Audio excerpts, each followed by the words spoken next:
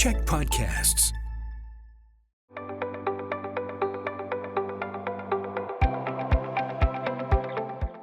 Hi, I'm Bruce Williams. I'm the CEO of the Greater Victoria Chamber of Commerce, and welcome to Chamber Chats, coming to you as always from here in the podcasting studios of the Czech Media Group, one of our chamber champions. I would like to begin by acknowledging that I live and work on the lands of the Lekwungen-speaking nations, known to us today as Songhees and Kusapsum. And all of this is made possible by the support of Island Savings, a division of First West Credit Union, who are changing what banking can do for people, for community, and for the planet. I think we all know what it means to send a SOS signal to somebody. SOS originally was a Marine thing, and it stood for Save Our Souls, Save Our Ships. That's what SOS meant, but it's now just sort of a universal cry out for help. There's another organization right now calling itself SOS, but that stands for Save Our Streets. With all the disorder and the disruptions we're seeing on the streets all over Canada, this organization has come along to deal with that. We're going to talk about that with three people today. First of all, one of the co-founders of SOS is Jess Ketchum, who joins us from West Van. Jess, how are you? I'm great, Bruce. Thanks for having us. Nice to have you here. This also involves communities like Nanaimo. So Karen Kowicka is with us, and she is a person with the Nanaimo Public Safety Association and the Newcastle Community Association. Karen, welcome. How are you? I'm good. Thank you for having me. And another guy who is no stranger to chamber chats and to the media when talking about the disorder that goes on our streets is Jeff Bray. He is the Chief Executive Officer of the Downtown Victoria Business Association. Jeff, welcome back. Thanks for having me again, Bruce. All righty, Jess, I'm going to start with you. Let's go right to the very beginning. How did this all come to be, and how was this organization created? Well, the short story, Bruce, is that London Drugs, who I've had some association with for a number of decades, were having serious problems in some of their the areas around some of their stores.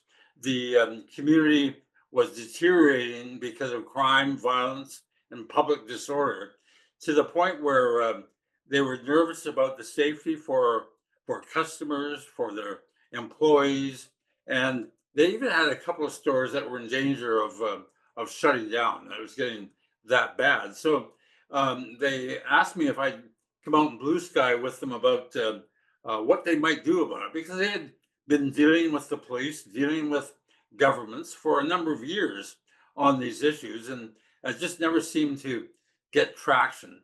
So we had a good conversation where I pointed out to them, Bruce, and you'd understand this, that they couldn't do it on their own. London Drugs by itself could only protect its employees, work to protect their customers, but they couldn't solve these problems. So the concept grew that Save Our Streets, SOS, which, yes, I love the moniker. I think it's great. Very imaginative. I think that we realized early on that not only could it not just be London Drugs, but it couldn't be just business, and it couldn't be just the downtown east side, or the urban core of Vancouver, because these issues were being experienced basically province-wide. I mean, in your community in Victoria, which I know very well, having lived there, you have serious problems there. Karen certainly knows about the problems around Nanaimo. We all do, because of the coverage that they've generated.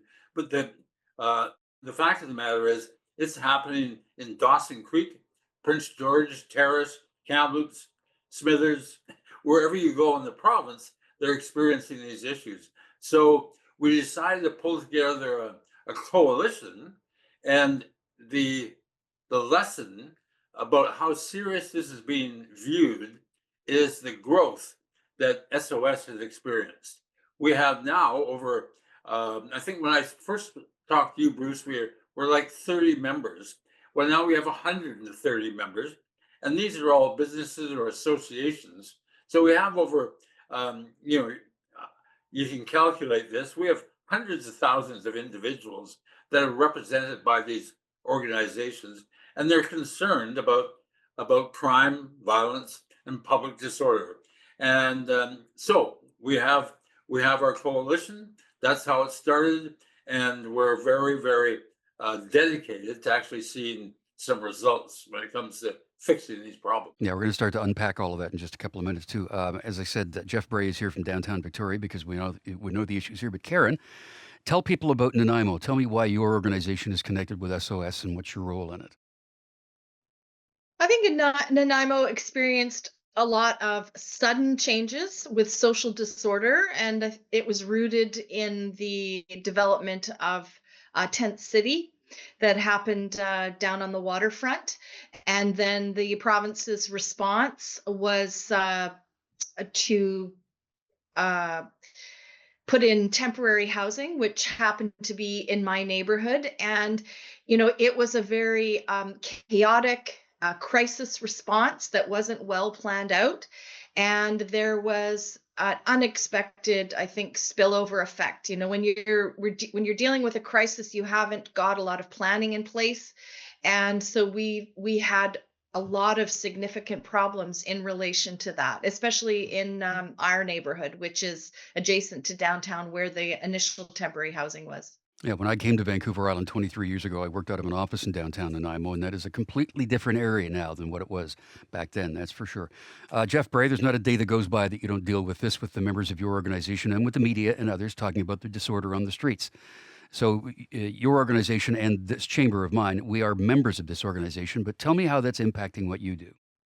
Sure. Well, as the chief marketer of downtown, where we look to, place make and add vibrancy and vitality, I spend about 80% of my time dealing with the issues around street disorder, open drug use, rampant theft, and the fact that our members increasingly are finding themselves and their employees feeling unsafe to the point where when leases are coming up, they're having serious consideration about whether or not they want to renew because we have all of the vast majority of social services consolidated within about a 5 square block radius of downtown in a region of 400,000. Businesses can go other places and maybe their economic performance won't be quite as robust because we still have a very successful downtown. But then they're not dealing with some of these issues. They're not worried about staffing up for safety as opposed to customer needs. So I spend a lot of time on this, and it is the top issue across the board, whether you're talking ground floor retail, hospitality, or second floor offices, law offices, accounting offices, where they're hearing from their clients saying, I don't feel safe coming downtown. I don't like getting off the bus in front of the Shoppers Drug Mart with 10 people flailed out right in front of me, openly using drugs, swearing. And that's what I spend all my time on. And so it's exhausting. It's exhausting for our members. And it is so solvable if we make a couple of changes. I think everybody, and we're going to dig into this, I'm sure, but everyone recognizes this is mental health and addictions. This is primarily what we're talking about. Housing is a secondary issue, but the fact is these are individuals that have trouble being successful in standard housing. And we need the province to be stepping up significantly with investments in mental health treatment, as well as stepping up with respect to bail reform, both federally and provincially, to actually take individuals who have 100 convictions and they're arrested for the 101st time, maybe spending a few months in jail while they wait for their trial rather than back out robbing the next day. Yeah, these are all things it's so interconnected, all of this stuff for sure. So Save Our Streets is exactly as the name says. We're going to talk next about what exactly is being done to save our streets.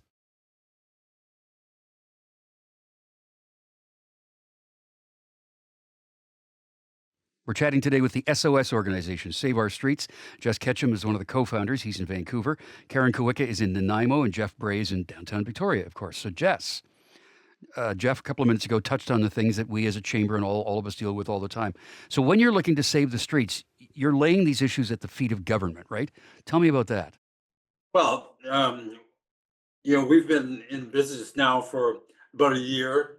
We've spent a lot of time raising the profile of these issues, Bruce, issues from around the province, local media, provincial media, to ensure that people were sensitized to these issues, that they recognized that it wasn't just the downtown east side, that they recognized that these were problems that were really putting fear into neighborhoods and people being afraid to go into shopping areas, but also to recreate their own neighborhoods.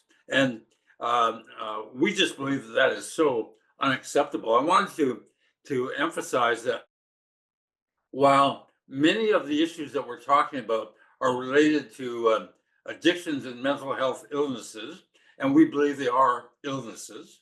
That there's a component that are involved in these crimes that are not addicted or mentally ill, and that's a criminal element.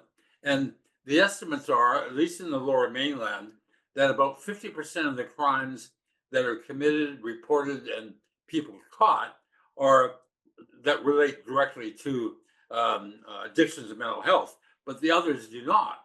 And so there's an element that are suffering from these illnesses, but we have to remember that there's another group that they're just criminals. And as Jeff pointed out, they're breaking the law every day. They're coming into stores and walking out with, not a bag of chips. These are I have examples given to me every day of individual pieces of equipment, $3, $4, $5,000, walking out of stores, computers, televisions, you name it.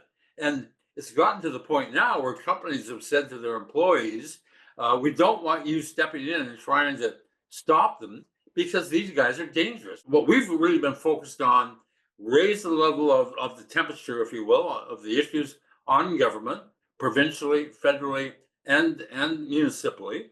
And to be quite frank, most of our attention has been on the province because that's where most of the responsibility lies. Well, that's housing and healthcare is the purview of the province, right? Yeah, it's a big problem, but also they have roles to play in policing as well.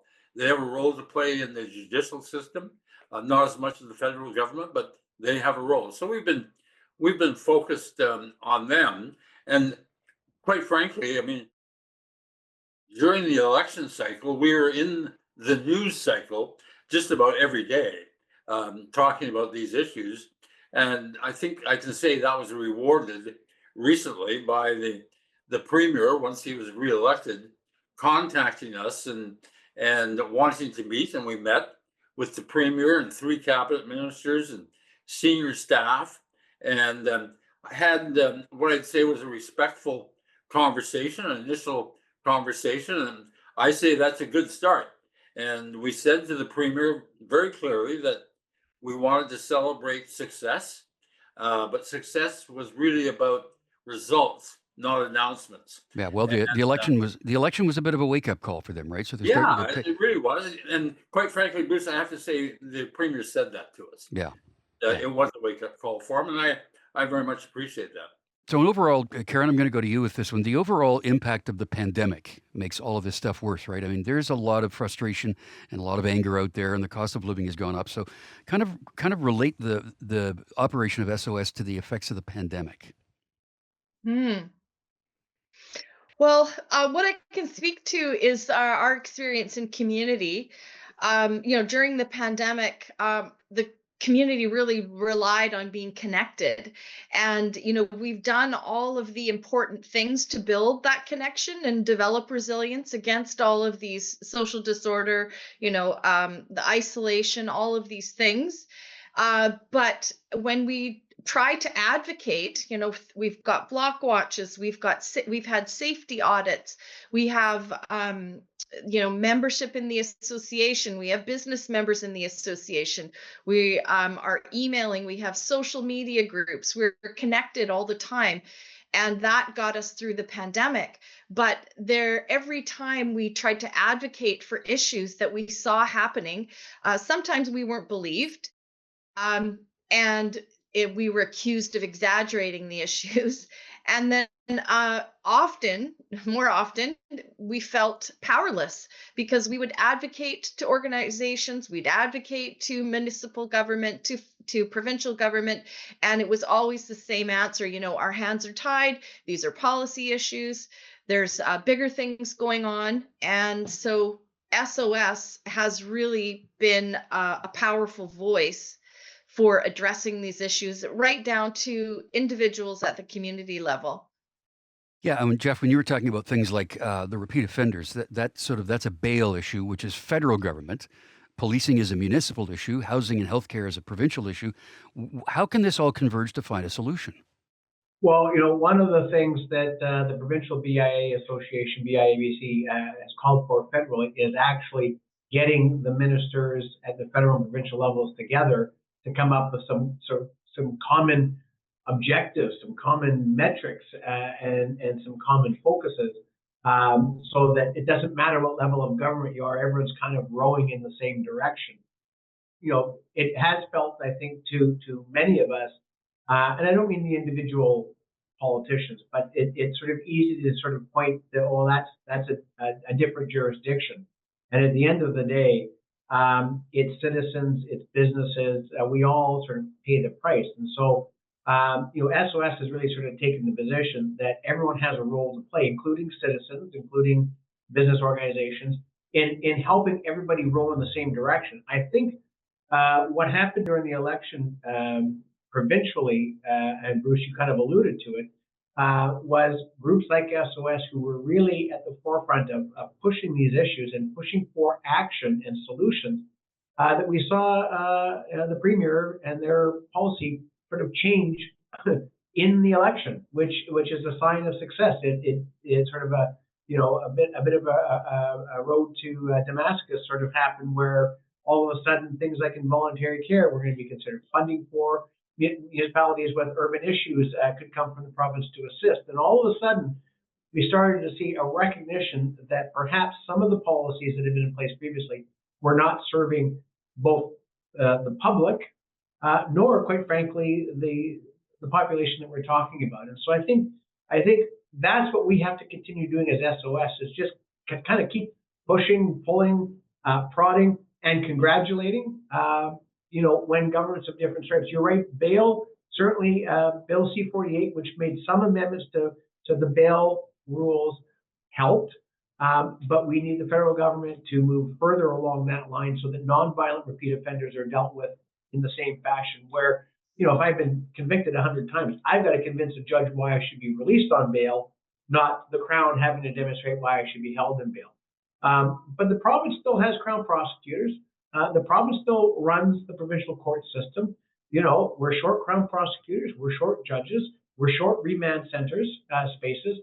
And government's going to make some decisions about where it spends its limited resources. And we're suggesting that we're in a bit of a crisis situation that could tip one way or the other without some bold actions. There is a lot yet to be talked about concerning saving our streets, and we're going to continue that conversation next.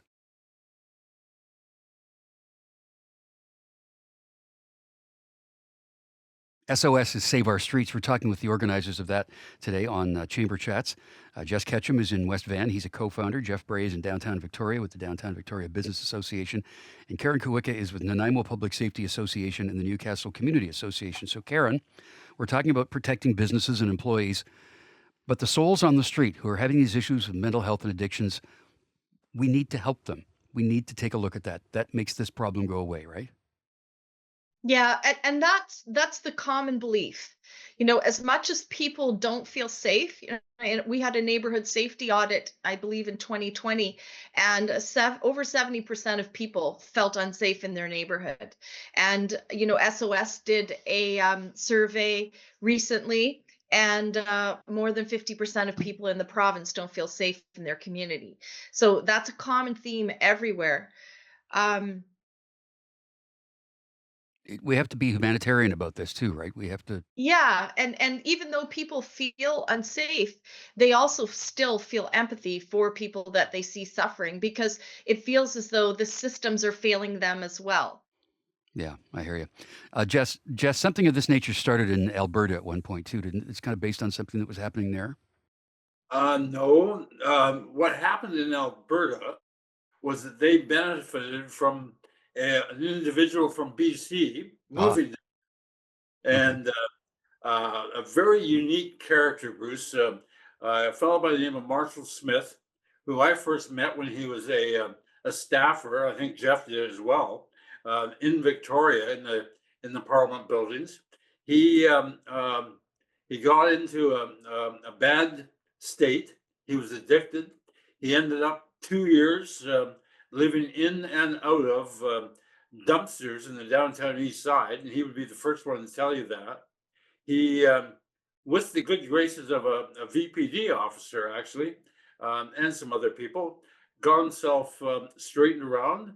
He got clean, got into recovery, became an advocate for others suffering from addictions, moved to Alberta, became a staffer for the minister responsible for addictions and mental health in Alberta, and just left government recently to take on new interests, but he left as chief of staff to the premier of Alberta. I Wow. mean, what a meteoric rise from a dumpster in downtown East Side, right? Just amazing. So Marshall is the very best example I know of proof that with with the right care, people can recover from these circumstances, and we need to focus on that.